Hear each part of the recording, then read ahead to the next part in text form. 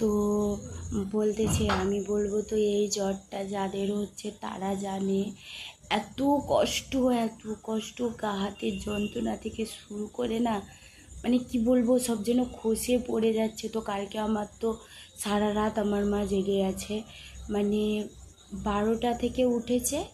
মাথা আমি না একটু যে বলবো যে আমার মাথায় একটু পানি দাও, সেই ক্ষমতাটুকু ছিল না। মনে হয়নি যে এই দুনিয়ায় আমি আছি না নেই। তো মানে কি বলবো, আমি তো চাইবো যে আল্লাহ যেন সবাইকে ভালো রাখে, সুস্থ রাখে। এই জ্বরটা যাদের হচ্ছে তারা জানে, মানে ভয়ঙ্কর রকম জ্বর। জানো তো কালকে মুড়ি খেয়ে ঘুমিয়েছিলাম, একটুখানি জ্বর কমতে না আবার 12টা দিয়ে শুরু। মাথায় শুধু জ্বর উঠে যাচ্ছে, মাথায় পানি। কি বলো তো, আমার তো আর একটুখানি চুল না, আমার পুরো কোমরের নিচ অবধি চুল।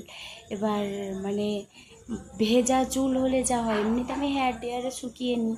তো কালকে মা মাথায় পানি দিতে দিতে বিরক্ত হয়ে গেছে। মানে কি বলো তো, অত বড় চুল, এবার দিতে তো একটা মানে লাগবে না সবটাই এগুলোতে। মা বলে ছোট করে নি আরও। আমি বলি না না, আমি মরে যাব, আমি আমার চুল কাটবো না।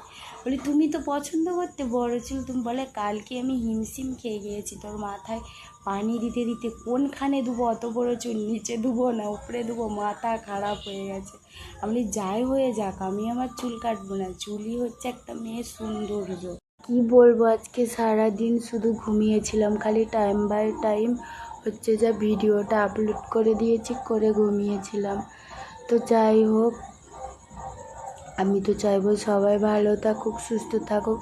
তো আমার সব বান্ধবীরা ফোন করে জিজ্ঞেস করছে কিরে তোর জ্বর কমলো? আমি বলি না রে বোন, কমেনি। তো যাই হোক, আলহামদুলিল্লাহ কালকের থেকে অনেক অনেক সুস্থ আছি, অনেক ভালো আছি। তো খাওয়া দাওয়া তো একদম রুচি নেই, একেবারে রুচি নেই। তো কি করব, খাওয়া দাওয়া তো করতে হবে। আর আমার আব্বুজি কি বকছে আমার মাকে, বলে ও খেতে চাইবে না, তুমি জোর করে করে গালে খাইয়ে দিতে পারো। সত্যি কথা বলতে কি জানো তো, মানে আমার আব্বাজি কাজ থেকে যখন আসে না, আমরা না একই, মানে আমরা 2 বোন, ঠিক আছে। মানে আমার আব্বাজির হাতে ভাত খাই, এত মজা লাগে, খেতে ইচ্ছে করে।